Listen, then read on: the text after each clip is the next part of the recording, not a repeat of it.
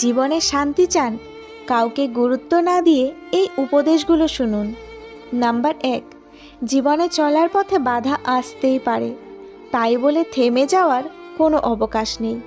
যেখানে বাধা আসবে সেখান থেকেই আবার নতুন করে শুরু করতে হবে।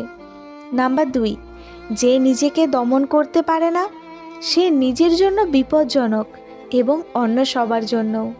নাম্বার 3, প্রতিদিন আমাদের এমনভাবে কাটানো উচিত যেন আজ জীবনের শেষ দিন।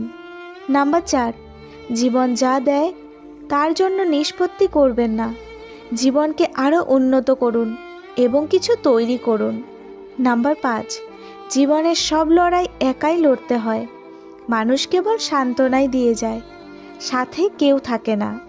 নাম্বার 6, আপনি যেখানে আছেন শুরু করুন, আপনার যা আছে ব্যবহার করুন, আপনি যা পারেন তাই করুন।